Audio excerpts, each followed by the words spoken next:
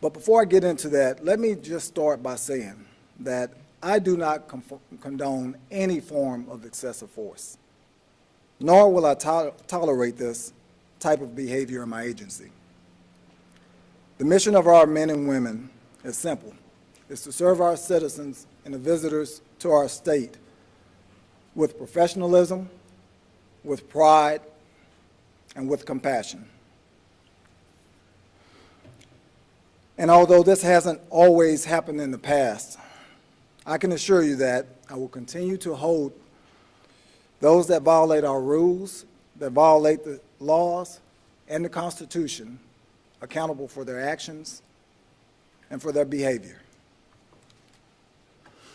With that said, we continue to move our agency forward by implementing reform and changes to policies on multiple different fronts. But before I speak of those changes, I would like to put a couple things in context.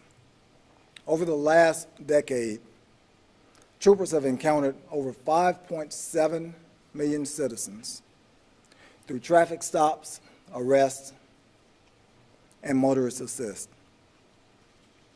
During that time, troopers were involved in use of force incidents 0.052% of the time.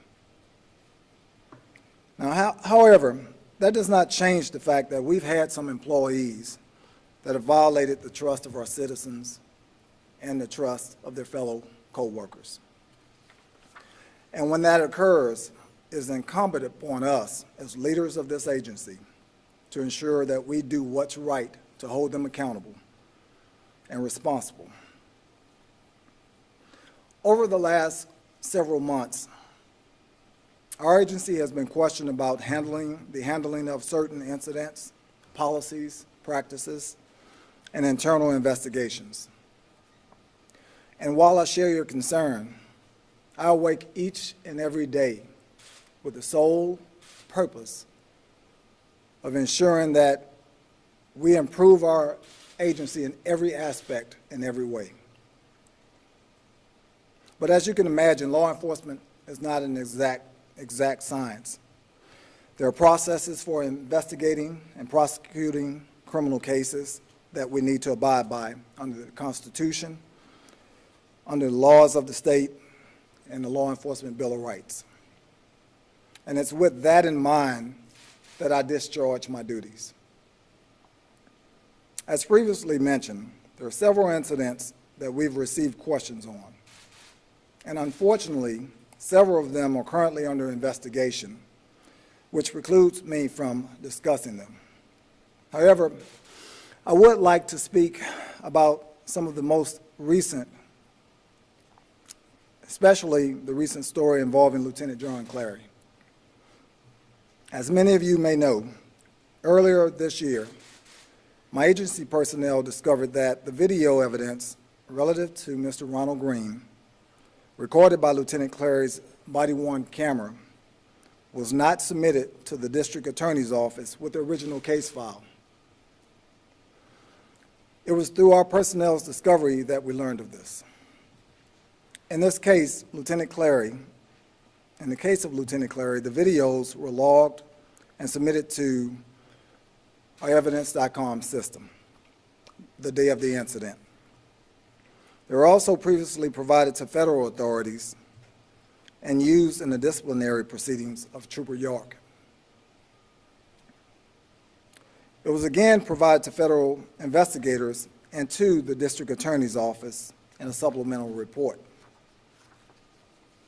But we didn't stop there. Immediately after learning of this, I authorized my internal affairs section to launch an administrative investigation into this matter. As a result of this investigation, we determined that Lieutenant Clary logged and submitted the videos in accordance with our policy.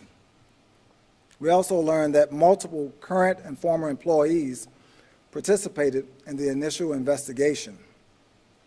We attempted to speak with the former employees, however, they refused our request. And I'll speak to that a little later as I talk about the process. We did, however, interview the current employees that participated in the initial investigation. Once the evidence was collected and the interviews conducted, we closed the administrative investigation with a finding of not sustained due to insufficient evidence to prove or disprove that Lieutenant Clary intentionally withheld the video evidence. No discipline was delivered as a result of this finding.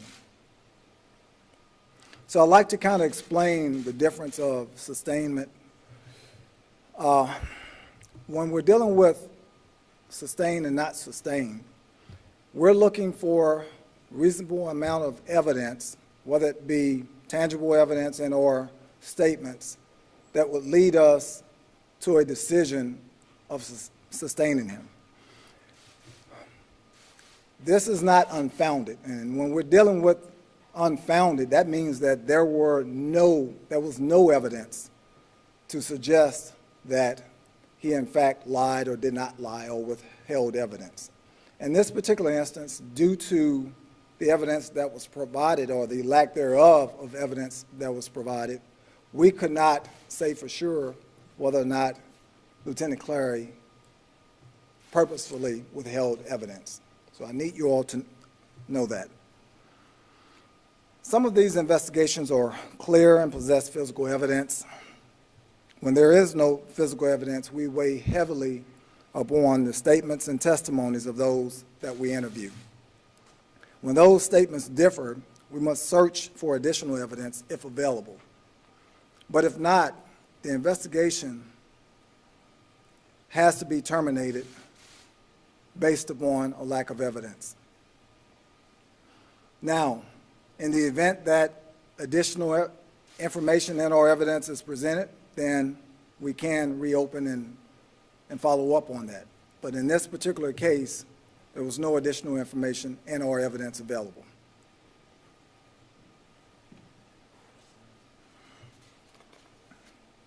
As such, Lieutenant Clary was not sustained on any policy violations.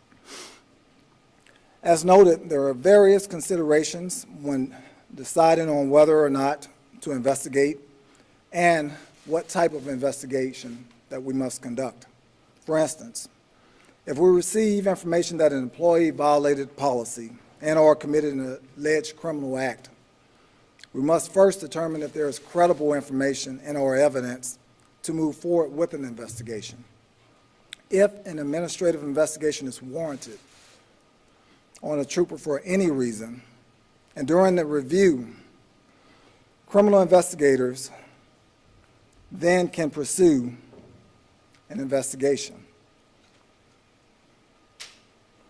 However, if we determine that there are criminal violations, then the administrative investigation is immediately suspended and we move towards a criminal investigation. And only at the end of that criminal investigation will we reinstitute or reinitiate an administrative investigation. If credible information on a trooper is indicating possible criminal activity, then we move straight into a criminal investigation. A complaint within itself without any evidence, any tangible evidence, does not constitute a criminal act. As such, we may not move directly into a criminal investigation. However, if we find reasonable suspicion, then yes, we will. And again, that is all dependent upon the information and evidence that's presented.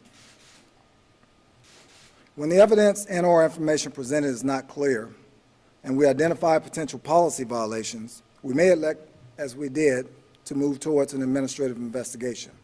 If during that investigation we ascertain reasonable suspicion that a criminal violation has taken place or was committed, then we'll move towards conducting a criminal investigation as advised. Also, our internal affairs investigators handle our administrative investigation. Our criminal investigative division personnel handles our criminal investigations. But our internal affairs investigators have the ability to use information gathered in a criminal case. However, the criminal investigation cannot use information learned in our administrative investigation. And this is because under administrative law guidelines, all employees are compelled to participate in administrative investigations, but they're not compelled to participate in criminal investigations. Failure to participate in an administrative investigation could result in several disciplinary measures taken, including and up to termination. But as you know, or may be aware, there are also challenges with conducting administrative and criminal investigations. For instance, when conducting an administrative investigation, we cannot compel former employees to come in and participate. As in this particular case, there were some former employees that refused to participate. Second, we're limited on the amount of time, due to the Law Enforcement Bill of Rights, on the amount of time we can take to conduct an investigation. Under this particular time frame, it was 60 days. So at the end of that 60 days, if we do not have the requisite amount of information, we can, depending upon circumstances, request an extension. And of course, the accused in this particular case would have to agree to that before we can be granted that amount of time. However, that's not always the case. But I would like to say, due to the work of the Police Training and De-Escalation Task Force headed by Senator Fields, this time frame has changed from 60 to 75 days. I think that provides us additional support in being able to conduct our investigations. But there are also some limitations in conducting criminal investigations, as we've discussed. The first is that the burden of proof falls directly square on the agency or the investigating body. The second challenge is that it lies with our inability to compel any witnesses and or accused to talk with us while we're conducting an investigation. And that's covered by the Constitution, as everybody knows. When there are instances in which there is no physical evidence, we have to rely upon the testimonies of those involved. This often leaves us with a disadvantage. All administrative investigations of troopers must be in line with Chapter 12 of the Louisiana State Police Commission rules, which is our governing authority. This process requires the department to balance the employee's criminal due process with the administrative investigative obligations. So I would like to speak to transparency for a moment. I know that we've received a lot of criticism and there's been a lot of heartburn with regards to our agency not releasing body-worn camera footage and or other evidence being requested. You know, it's an ongoing process with our agencies and other agencies, whether it be local, other state, and federal agencies, to determine the appropriate time to release videos and documents while protecting the integrity of the case and considering the due process of all involved. That's always at the forefront of our decision. Premature and unauthorized release of investigative evidence in non-adjudicated cases can jeopardize the constitutionally protected legal rights of the accused individuals, potentially preventing full accountability in these matters. Let's think about that for a second. Simply put, if we prematurely release evidence in a case involving an accused employee, whether it be a trooper or anyone else on a criminal matter or otherwise, it could impede our desire to really achieve the results and justice that we're trying to achieve. So that's always something that we consider when we're thinking about whether or not to release body-worn camera footage and otherwise. By releasing portions of the evidence by non-investigating outlets, it can also impact the jury pool and influencing due process. Like many of our friends in the media, I'll be the first to tell you, I would love nothing more than to release the evidence as soon as we can. I think it gives our citizens a sense of relief. It reassures them that we're doing what we're supposed to be doing, and it helps to communicate the facts of the case. But as previously mentioned, doing so could have unintentional consequences that could gravely impact the outcome of those cases. So hopefully, we're nearing a point with the other investigations that are ongoing involving our agency, where we can provide you additional information that would offer that additional insight to the changes, to the case facts, and to the processes and developments. But ultimately, I need everybody to understand that the officers who are subject to these investigations are afforded due process and deserve no more, no less than the involved people in any other type case. And we're going to own that. I must say that when any incident involves our own personnel, there may or may not be administrative or criminal violations related to that incident. But I need everyone to understand, regardless of that, you have my commitment that I am going to do everything possible to hold them accountable for their actions and for their behavior. I will not compromise on that.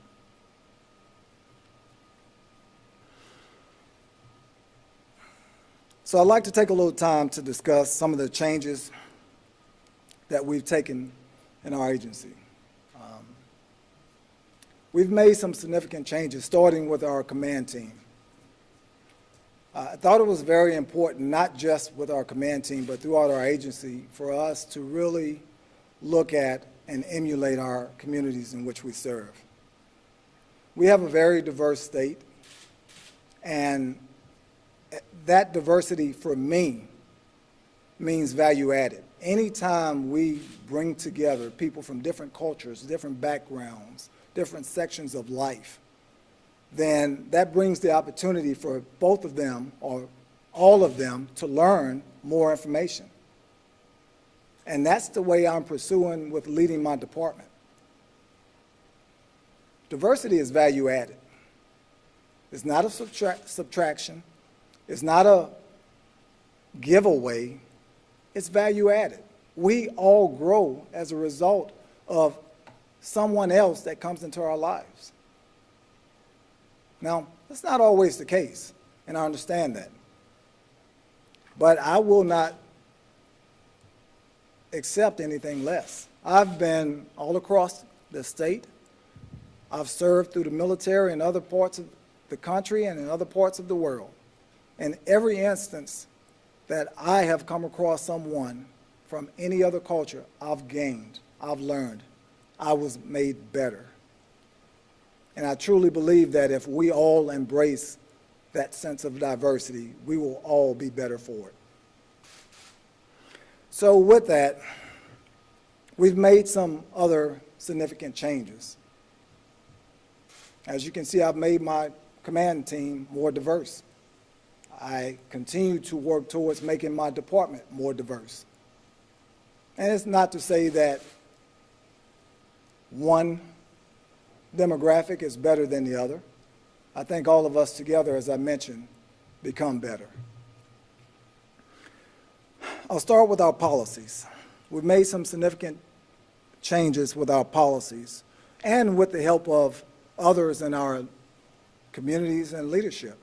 You know, with the assistance of our police training, screening, and de-escalation task force, we've implemented a duty to intervene policy.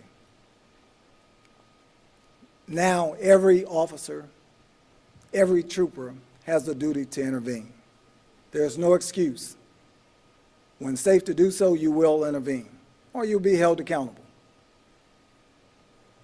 We've enhanced accountability in the body-worn camera policy. we now mandate a specific amount of body-worn camera footage that will be reviewed by supervisors over a certain period of time.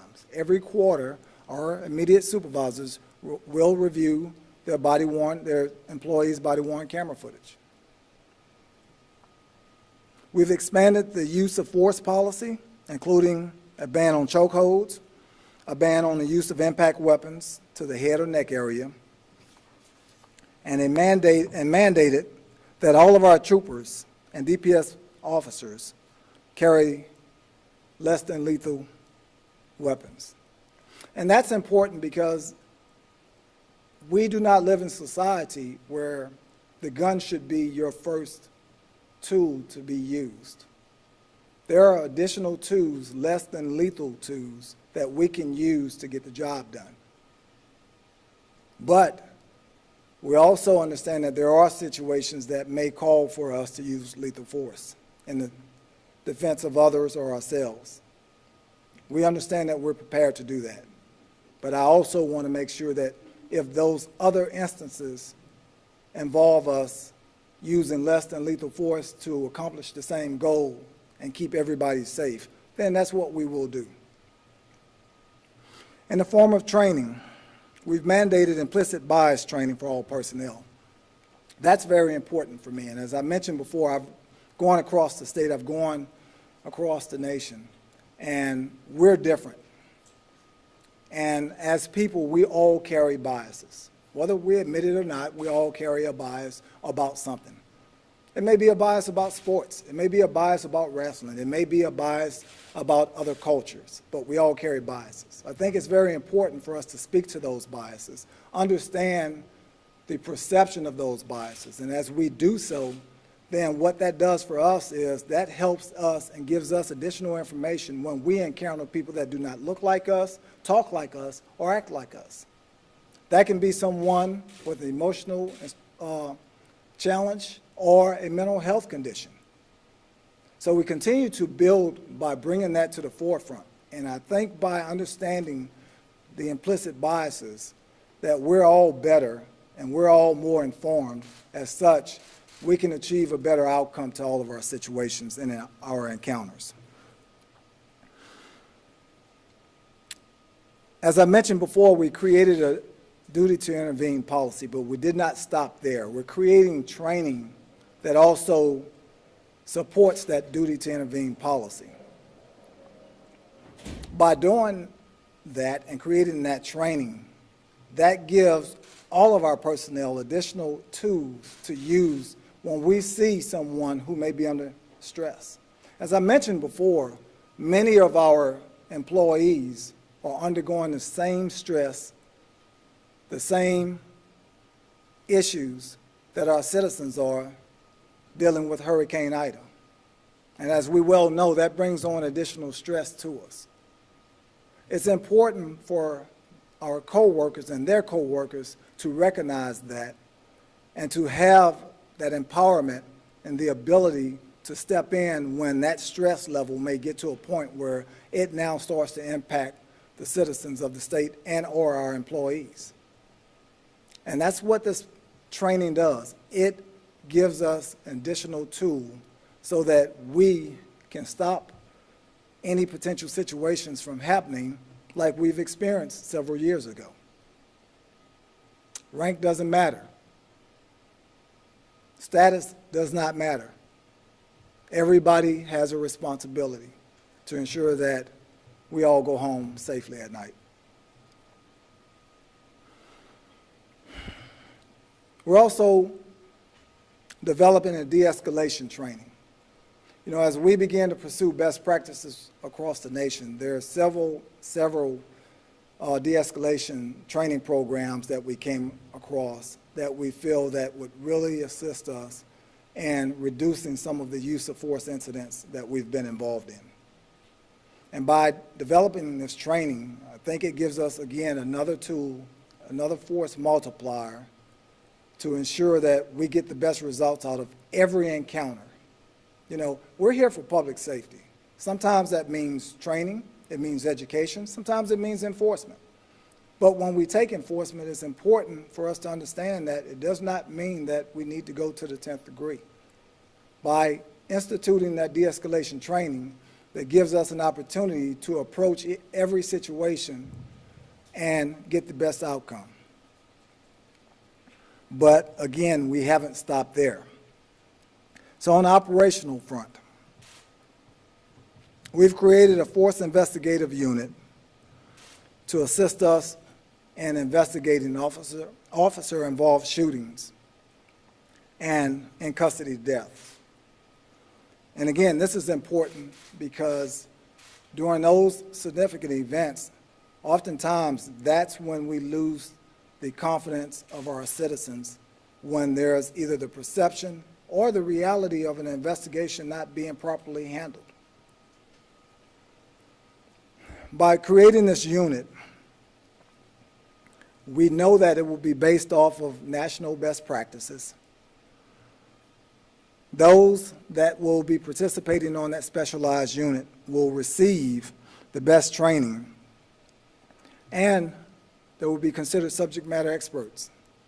That ensures us as an agency as well as the community that you're going to get the best result from that particular investigation. But there also, this program and this practice is used by many of the agencies that have undergone federal review. So we know it's a proven practice. And by having that specialized unit reporting directly to the command staff, you lack the normal challenges, red tape, and as some people would see, interference that you typically get from other investigative bodies. So me as the agency head, I'm going to get directly briefed on any and all of those significant investigations. And that gives me the opportunity to make an unfiltered but yet informed decision on those very serious situations. And it's our intent and our hope that by doing so, that begins to build that trust in our communities. Now, while that's important, I think one of the things that we have lacked for many years has been technology. When we talk about accountability, it's very difficult to hold someone accountable when you have disparate systems that do not communicate and talk. Whether it gives a bad actor an out or it complicates the ability of a manager to supervise their employees. We're a statewide agency. We have supervisors that supervise employees across the state. Very large geographical area. And there's a lot of challenges. But with the institution of technology, we can bridge those gaps, close those gaps, and again, become more efficient. Now that started in 2017 when we implemented the body-worn camera technology. And as many of you all have seen, that's proven to be very instrumental in, one, identifying bad actors, and two, gathering facts. All of that is very important, but the ultimate goal is to save lives. So we're not stopping there. We're also presently installing a computer-aided dispatch system, as well as a statewide records management system. And what those systems do is they now give supervisors enhanced information at their fingertips where they can begin to see potential problems. When you have those type of systems communicating and providing analytics, it makes it a lot easier. And law enforcement, as people know, we're great when it comes to training. We're great when it comes to enforcement. But we have to do better when it comes to reporting, analyzing. And these tools help us to do that. We have some additional projects that's coming forth. We're going to also bring in a statewide e-crash system, as well as an e-citation system. And all of these systems, when fully implemented, will communicate with one another. Again, enhancing communication, but equally as important, enhancing accountability.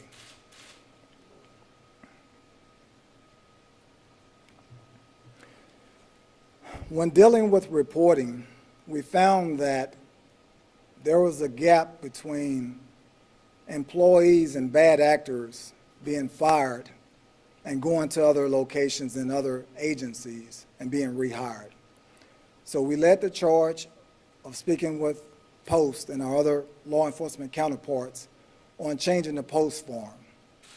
Now there's a location on the Post form that identifies if there's extenuating circumstances of someone resigning, retiring, or being fired under investigation. That now gives that current or that other employer the opportunity to really determine whether or not they're going to take a potential bad actor and rehire them. We believe that by possessing that information, that reduced the potential for those bad actors to go to another community and commit some of the same acts. That was very important. But we're also creating a standardized and statewide early identification system for our own agency. And what this EIS, or early identification system, does is there are certain categories that we use to identify potential risk, whether it be pursuits, whether it be complaints, or otherwise, that we can point to and start to delve a little deeper before something major happens. And by doing so, that provides us information and hopefully provides us the ability to stop something from happening before it becomes major. But as I learned in the military, the most important resource that we could ever have are our people. So we're also focusing on recruiting. As I mentioned before, building a diverse law enforcement agency is very important to me. And the best way to start and the best place to start outside of that command staff is at the recruiting place, at that beginning of the agency. Building diversity for troopers coming in, getting more females, getting more minority troopers, getting more people from diverse backgrounds helps us as an agency. It helps us mitigate challenges with communicating in some of those communities, but it helps us also gain greater understanding. So we're working extremely hard to utilize traditional and non-traditional ways to recruit diverse populations. And as I mentioned before, we're working extremely hard to build that diversity through our department, through our promotions, as well as through our recruiting. So I want to take this time to speak to those of you that are interested in becoming a public servant. The Louisiana State Police is a great agency. I've been here going on 24 years. It has given me experiences. It has allowed me to touch people and people to touch me in ways that I've never been touched. If you are interested in being a public servant, if you're interested in just being the change that you want to see, I implore you, I encourage you to get in contact with us. We're looking for qualified applicants. We have an academy that's starting this year, and I've committed to holding at least one academy every year. So if you're looking for that challenge and you want to be the change that you're wanting to see, get in touch with us. You can go to lsp.org and click on Becoming a Trooper, and we'll give you all of the information. Or you can call us by phone, area code 225-925-6202. Let me talk about mental health for a second. When I first entered law enforcement, we were seen as inanimate objects. We were thought of as tools to enforce the law. But what most people did not, I guess, take into consideration while we're in this uniform is we're just as human as you are. We're the same people in the communities. We're affected by the same tragedies, and we're angered by the same unfair and unfortunate acts. We receive the same level of stress. The only difference is, because of our job and the nature of our job, sometimes we encounter some things in a society more frequently than most people. When there's a fatality, a family is suffering, they mourn loss of their loved one. That trooper is also impacted because that trooper is the one that has to make that notification. The trooper is the one that has to investigate that. And when they're finished investigating that particular incident or that fatality, they go home to their families, they go out the next day, and they may encounter another fatality, another unfortunate incident involving the loss of life.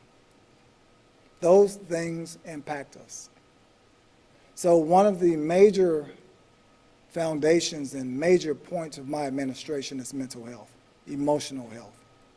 I want to make sure that our people understand that it's not a weakness to receive help.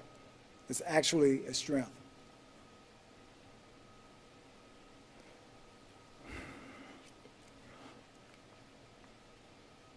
It does not make a difference who you are. It does not make a difference of what your rank.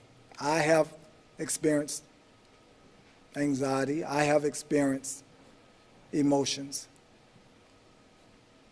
And it's important that we realize that.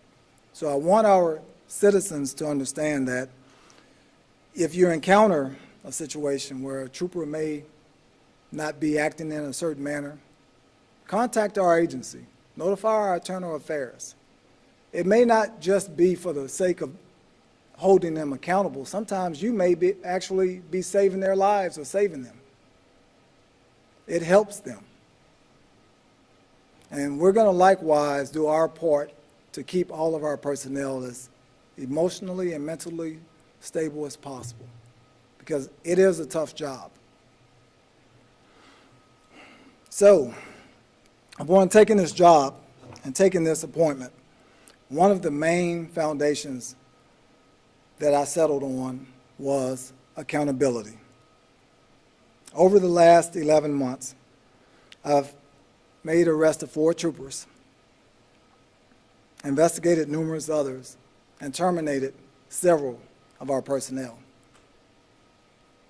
simply because it was the right thing to do. I will not have anyone on our agency that is going to harm our communities, plain and simple. I will not have anybody on our agency that's going to violate our laws. Where I can, where the law allows me to, I'm going to hold them accountable. If I can train them, I'm going to train them. If they're beyond training, I'm going to terminate them. I remain committed to that. Now, I do not say this lightly. As I mentioned before, our troopers go through a lot. So I take this responsibility to heart. But I will not compromise on the safety of our citizens, nor the safety of our personnel.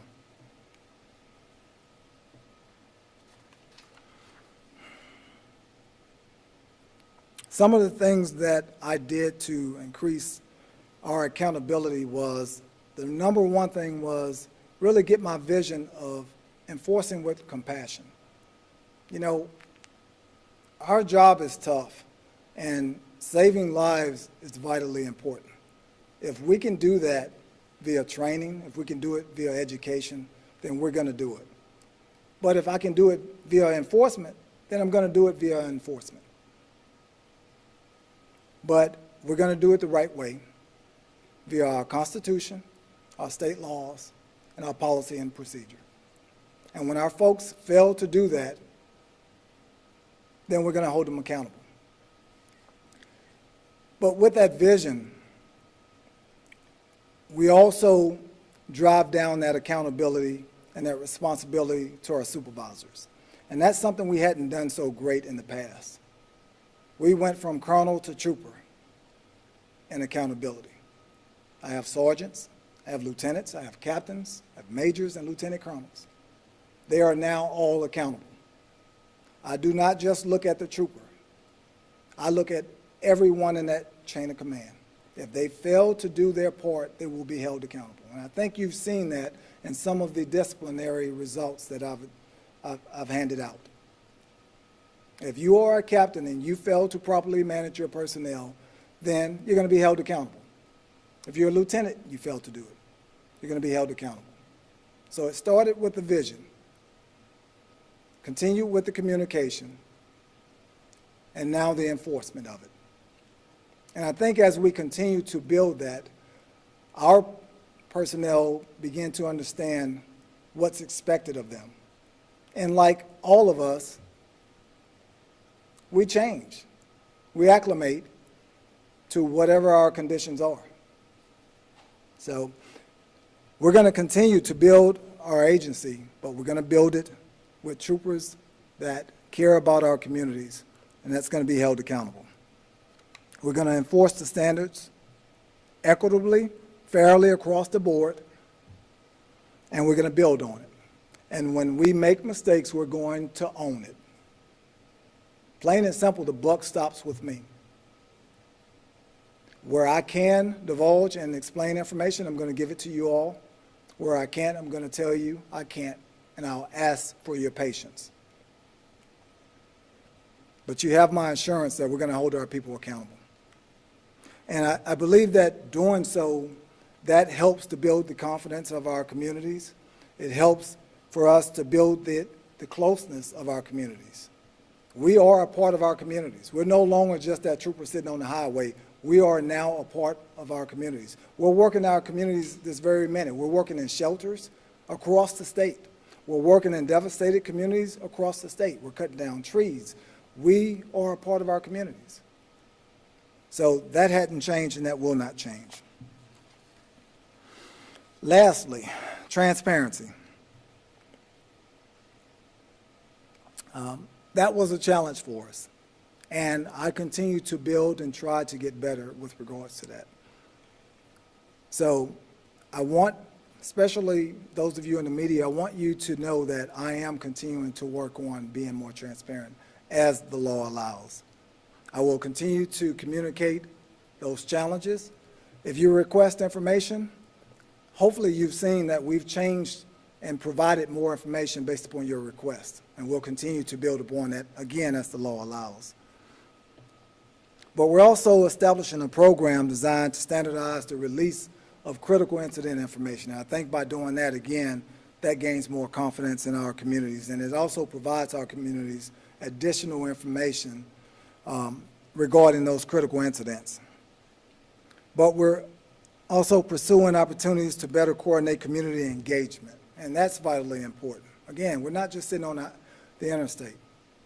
We are working right now with organizations to see how we can better engage community and interaction with our communities.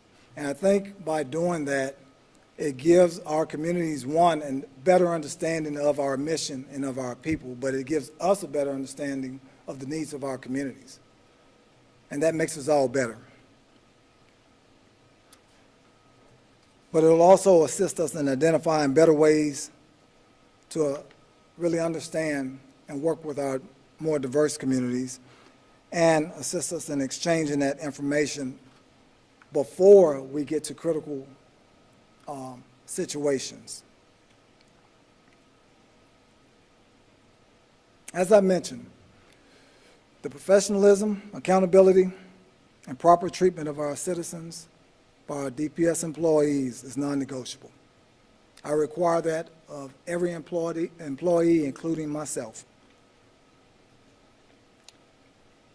The past policies and practices related to handling of excessive force and incidents are no longer in play. As we are notified, regardless of how we're notified of incidents, we're going to investigate them.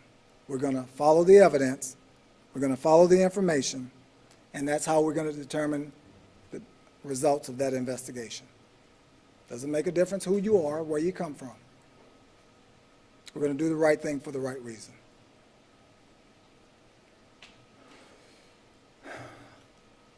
Before I close, I would like to just let everybody know we are a great organization. I have a great command team. We came in during a very difficult time in our state, very difficult time in our organization. I'd like to thank my command team because they've remained steadfast. They come to work every day regardless of what they read, what they hear, what they see, to do the best job they can to make us the best agency they can. I've got to thank the men and women that go out each and every day, that sacrifice their lives to help others. When others are going away, we're going to it. We're going to the danger. You can count on us. But I also need you as our citizens to understand that we are better than we were yesterday. And we will be better tomorrow than we are today. We're committed to changing, we're committed to getting better, and we're committed to being one of the best parts of our communities that we can be. So I want to thank you all, and now I'll open it up for questions. Yes, sir.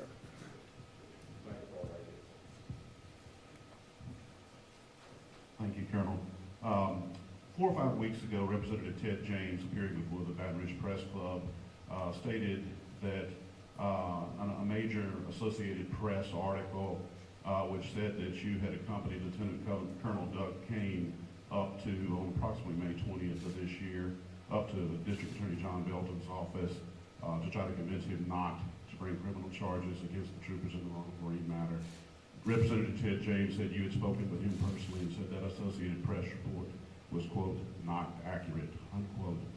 Can you clear the air today as to whether that Associated Press report regarding you was accurate? Sure. So I think it was in May. I had a conversation with District Attorney Belton, and he expressed some concerns with regards to the Ronald Green investigation. Through that conversation, he requested to meet with me and my staff, in which we met. I did not fly up there. I drove with my staff, and we discussed that investigation. At no time did I ever ask D.A. Belton or any other district attorney or any other official to not pursue charges on any of my employees. I would never do that. I have never done that. So it is, in fact, not true. Colonel, Yes, sir. I'm supposed to say that you wanted the former commander, Mr. Peters, investigated up in Troop F, sorry about that, and that your chief of staff, Doug Kane, stopped that internal investigation. There is no lieutenant colonel or other employee that has the power to stop any investigation that I authorize. So that is untrue. Any investigation that, in fact, I conducted an investigation, and he was disciplined as a result of that investigation. But no, sir, that's not the case. Yes, sir. 2 questions, Colonel. Number 1, was the Clary video the first video that you became aware of? No, sir.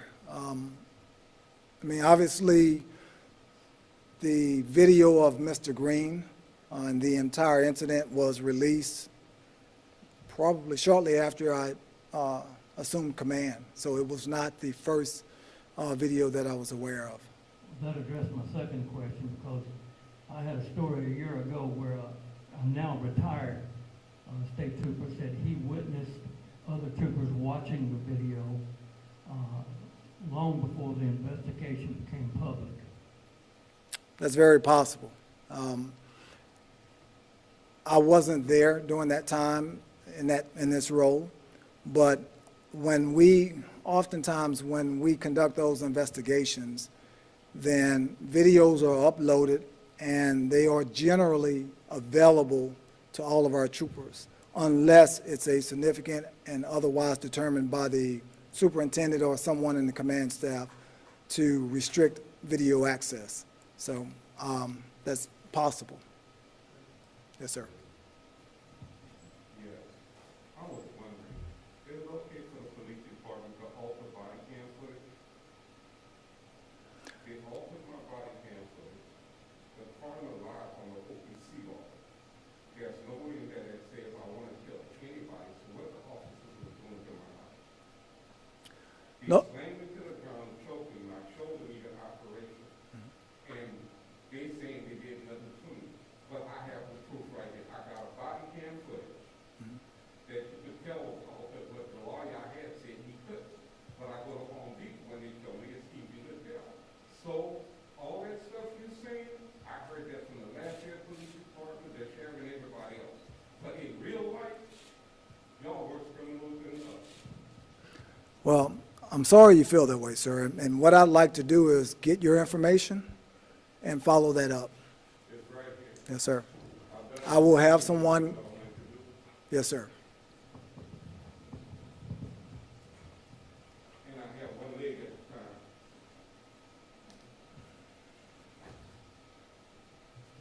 Colonel, do you think it's a problem that in recent years, black people have been the targets of state police force at roughly double the proportion of their population? You know, there's a lot of considerations when we think about the demographics. I'm not going to cover and say what those considerations are.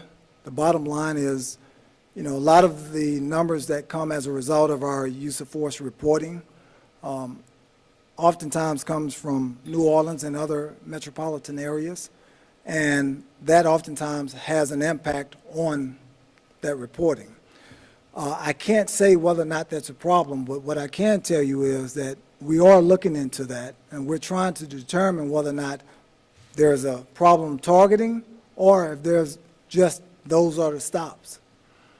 That I do not have a clear answer on, but we are reviewing the analytics of that. When I got the use of force report, that's one of the things that was brought to my attention, and I am definitely taking a look at. I mean, are you concerned about racial profiling? I'm always concerned about that. Every head of agency is concerned about that.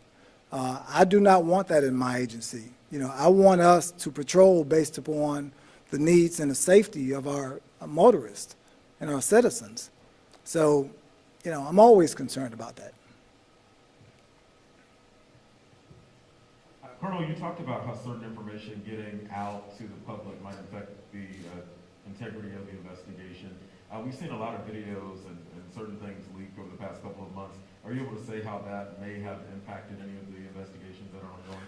Not at this time. You know, I've really looked into those potential leaks, and oftentimes you really don't know until you get to the adjudication portion of it, and we haven't, frankly, gotten to the adjudication portion of some of those investigations. But it is a concern of mine that that information is getting out. We do not want any bad actors getting off based upon premature release of information. So that impacts our ability to formally and hold them accountable.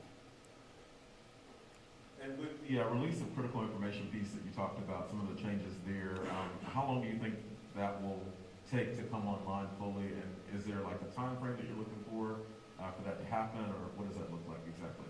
Yeah, my staff doesn't like this, but I wish it would come online yesterday. But truthfully speaking, you know, there are some other considerations. You know, we're not the only law enforcement and/or investigating body that is responsible for processes involved in the criminal justice system. There are other entities that we have to consider, whether it be joint investigations with other law enforcement agencies, as well as the prosecutorial body of of the criminal justice system. So I do not have an exact time frame right now, but we are researching. We've already started to look at other agencies that have successfully done this, and we are in communications with our other law enforcement and prosecutorial bodies and partners.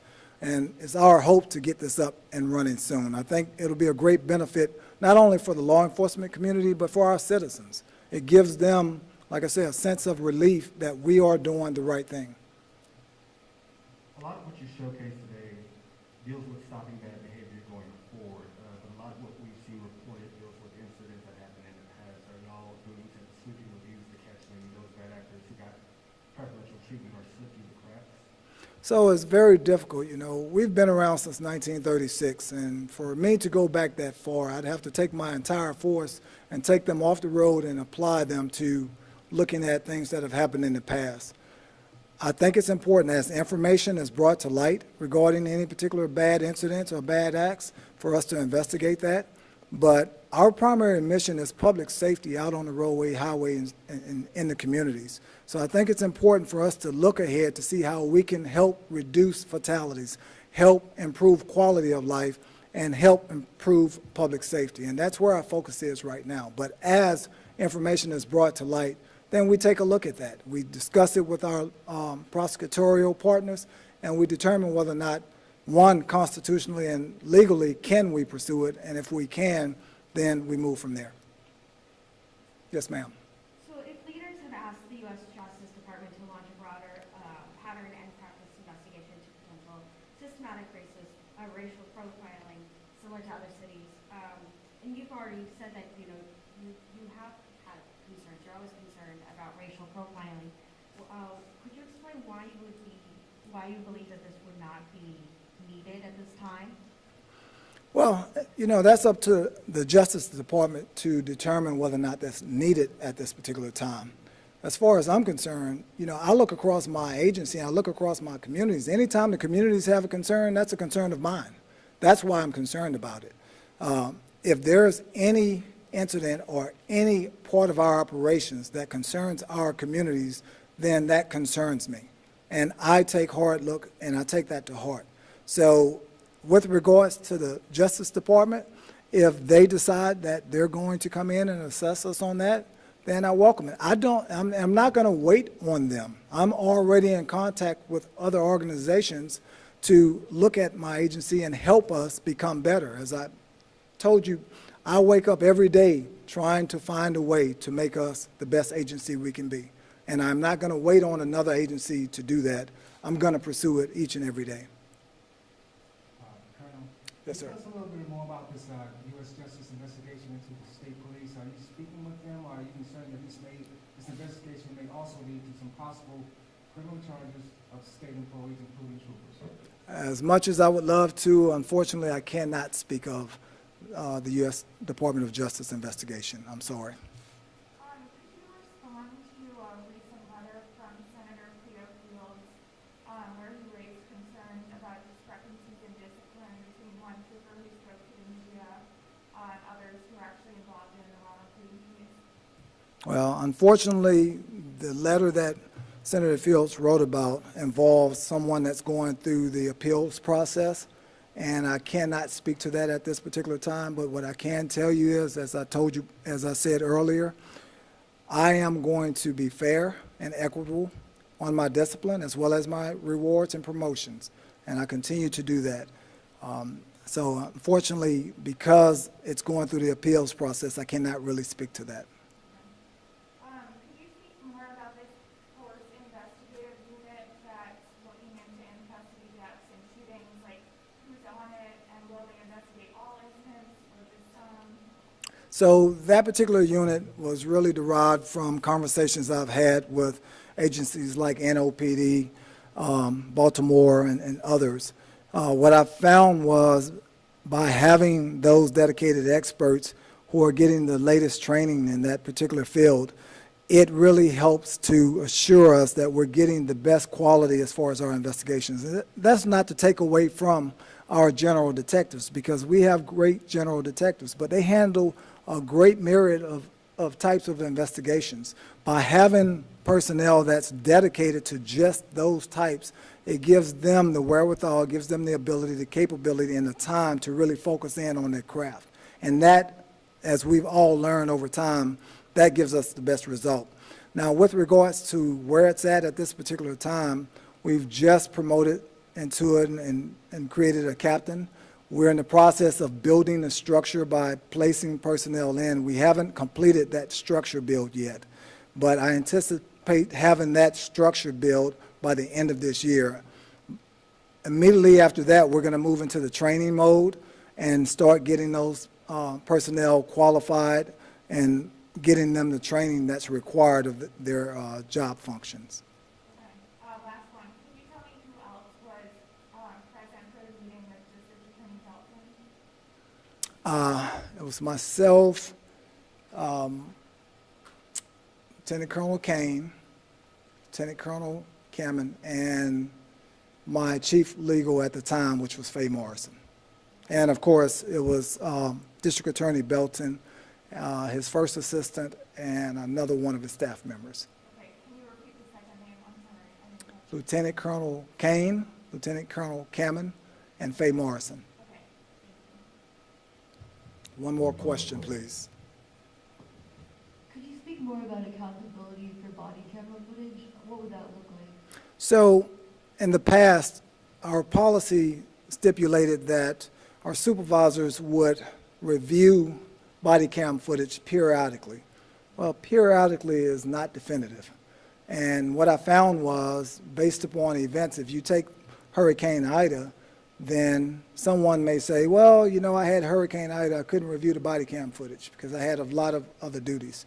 What we've done is we've stipulated that every supervisor will review a certain amount of their body-worn, of the personnel's body-worn camera. I think it's 4, 2 in-car camera, 2 body-worn camera footages of their personnel each quarter. And what that does for us is that guarantees that there's a certain amount. And how we came up with that idea or that time span and that quantity was based upon their other duties and responsibilities. Obviously, we cannot have troopers and our supervisors sitting on the desk reviewing all body-worn camera and not patrolling the roads, because then we're not meeting our mission. But it is important for them to manage and supervise their people, and that's one of those management tools. So that's how we've made it more restrictive. We have created a policy whereby you're mandated to review a certain amount in a certain amount of time. Okay.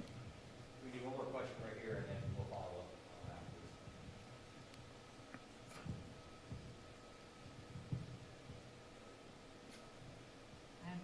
Can you talk about what specifically prompted you to shut down the panel that was auditing the body camera footage, and if any cases were referred to follow-up investigations as crimes or policy investigations?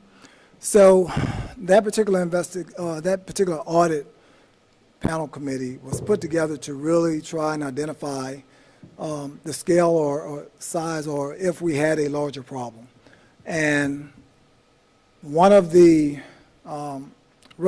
foundations of that was the integrity of that panel was the,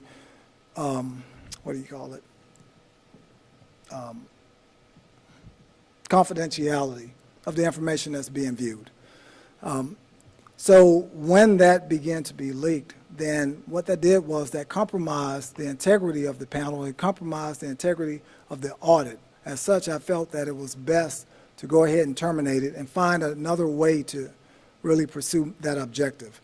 As far as any particular cases that was referred, I would have to get with the panel and I'd have to take a look at that. So if you took a different approach because you shut that down, what is the alternate approach you take? So I'm in the process of pursuing an outside organization to come in and conduct that assessment. These are some of the personnel and or former law enforcement personnel that really possess that capability and possess that expertise. And I think what they can do is they can give me a wider range of information as to where my agency is. I haven't cemented that particular arrangement and/or that particular event yet, but I am in the process of trying to get that done. Can you tell us what the outside organization is? I would prefer not to, simply because we do have certain purchasing rules and regulations, and right now, we're going through that right now before we make a determination. We haven't made that determination just yet, and I do not want to really, it would be disadvantageous to them for me to put that out. All right, thank you very much. We'll follow with any questions right afterwards. I'd like to thank y'all. I appreciate y'all time.